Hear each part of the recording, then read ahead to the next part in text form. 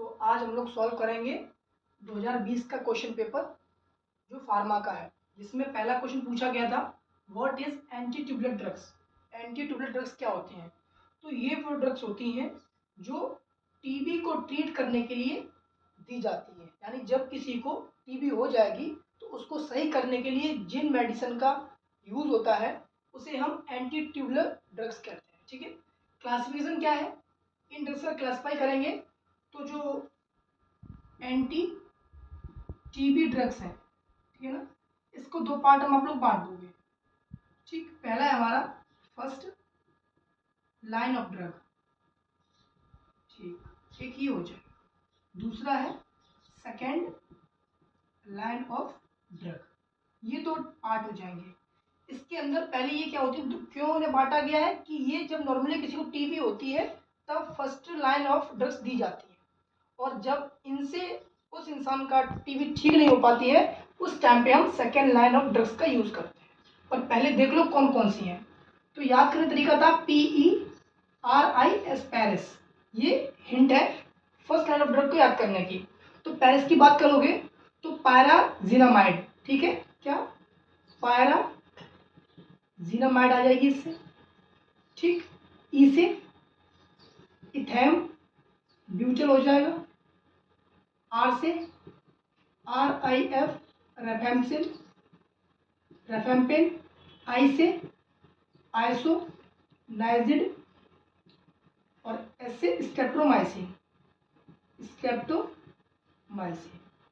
ये थी first line of drug जब हम किसी टीबी वाले पेशेंट को, जब मतलब कहने मतलब अगर हम डॉक्टर डायग्नोसिस करेगा कि उसे टीबी है तो पहले वो फर्स्ट लाइन ऑफ ड्रग का इस्तेमाल करेगा। तो ये 4-5 दवाइयाँ थी जिनके नाम ये हैं याद करने के लिए पैरिस। अब जब उसकी टीबी में कुछ बदलाव देखने को नहीं मिल रहा है, यानी ठीक नहीं हो पा रहा प्रॉपरली, कुछ और सिम्टम्स नजर आ रहे हैं टीबी के, तब वो यूज करेगा सेकेंड लाइन ऑफ ड्रग, जिसमें ये 3 पार्ट बांटे गए हैं। फिर पहले पार्ट है फ्लोरोक्विनोन, ठीक, फिर इंजेक्शन वाले इंजेक्शन ड्रग, और फिर अदर ड्रग। ठीक, फ्लोरोक्विनोन में आ जाएगा ऑफ्लॉक्सिन, ठीक, लीवोफ्लॉक्सिन और मॉक्सीफ्लॉक्सिन। इंजेक्शन वाले में आ जाएगा कानामाइसिन, ठीक, और अमीकासिन। अदर ड्रग्स अगर याद करो ठीक है, और ना याद कर पाओ तो एक काफ़ी है, राइफाब्यूटिन, ठीक, राइफाब्यूटिन। तो ये थी हमारा क्वेश्चन लॉन्ग में कि 2 नंबर की डिफाइन थी और 3 नंबर का क्लासिफिकेशन था। इस तरीके से एक क्वेश्चन ये आया था जिसमें पहले ही लिखाना है कि anti tubular drugs also known as anti TB drugs which are used to treat the TB which is caused by mycobacterium tuberculosis. ठीक, ये डिफाइन हो गई और क्लासिफिकेशन ये है अपना। तो पहला क्वेश्चन हमारा इस तरीके से कंप्लीट हुआ। अब आते हैं दूसरे क्वेश्चन पे। दूसरा क्वेश्चन क्या है वो देखते हैं। ठीक, drugs use in nervous system, nervous system में कौन सी ड्रग यूज होती है? तो सबसे पहले सेकंड क्वेश्चन है नर्वस सिस्टम। तो पहला ड्रग जो क्लास लिखेंगे वो लिखेंगे हम लोग कौन सी, बेंजोडाइपेनम, ठीक, पैनम। इसकी दवा लिखेंगे तो डायजोपेम। फिर दूसरा क्लास लिखेंगे हम CNS स्टिमुलेट,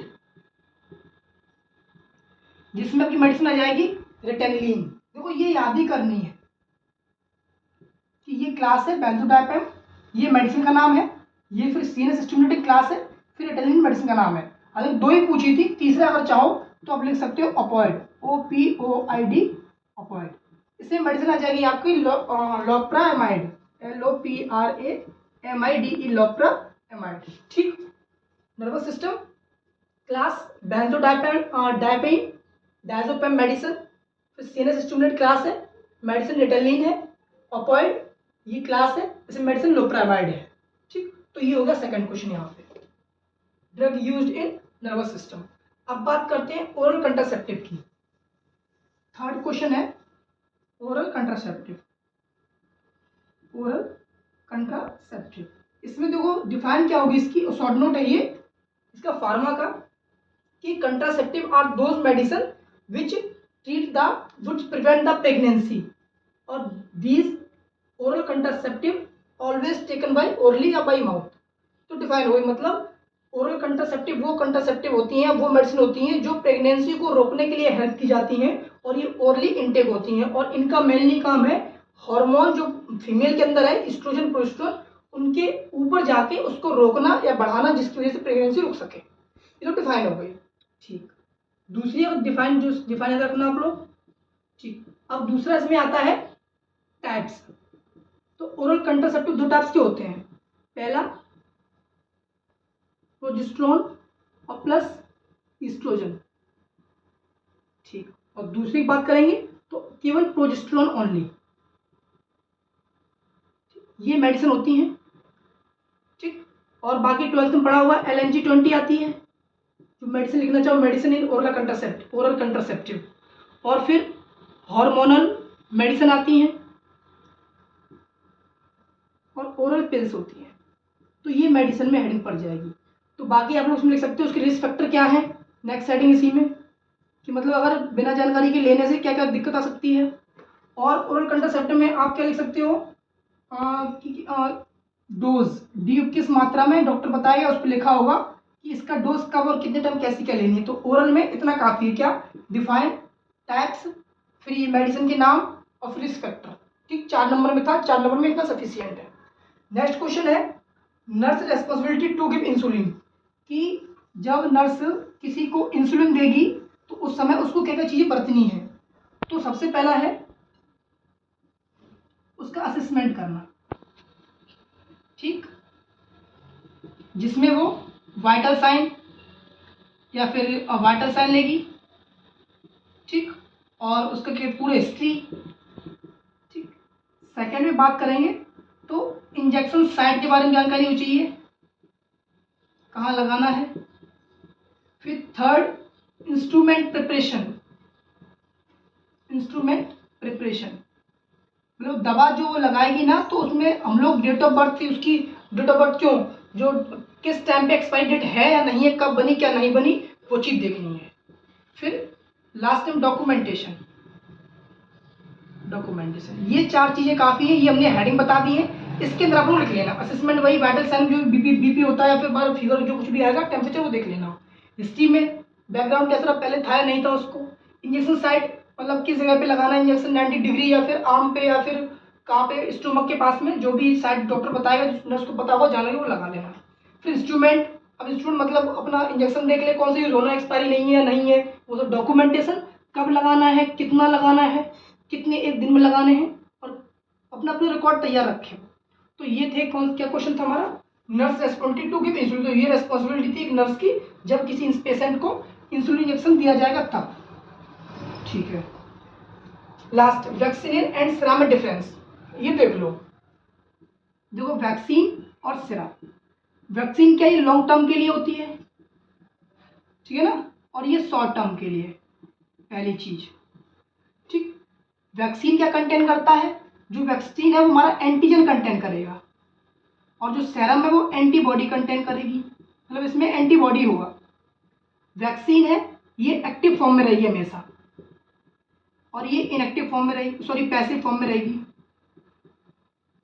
ठीक, 3 डिफरेंस ये हो गए। और अगर आप चाहे तो ये इमरजेंसी में हम यूज नहीं करते हैं, ठीक, पर ये सीरम है इसे हम इमरजेंसी में ही यूज, सेरा को इमरजेंसी में ही यूज करेंगे। ठीक, एग्जाम्पल टिटनस, एंटीटॉक्सिन एग्जाम्पल में। और उसके बाद में इसमें बीबी देखा होगा, बीबीजी का इंजेक्शन लगता है और एमएमआर का इंजेक्शन लगता है। ये हो गया आपका डिफरेंस। एंटासिड इसके बारे में पता ही होगा, अपने पेट में जो HCl सीक्रेट होता है वो एसिड है। जब अपने बॉडी में एसिड ज़्यादा सीक्रेट होने लगेगा तो जलन होगी या फिर एक तरीके से पेट स्टोमक में पेन होगा, तब हम एंटा एसिड ड्रग्स का इस्तेमाल करते हैं जो इस हमारे HCl को कम करती है और बॉडी को स्टोमक को प्रॉपर ठीक करती है। क्लासिफिकेशन ऑफ सल्फोनामाइड ड्रग, अब लास्ट क्वेश्चन को देख लो। क्लासीफाई ये थोड़ा बड़ा है पर फिर भी देखते हैं। सल्फोनामाइड ड्रग, ठीक, तो इसको जो बांटा गया है वो बांटा गया 4 भागों में। पहले शॉर्ट एक्टिंग, ठीक, फिर इंटरमीडिएट, इंटरमीडिएट, उसके बाद आएगा लॉन्ग एक्टिंग।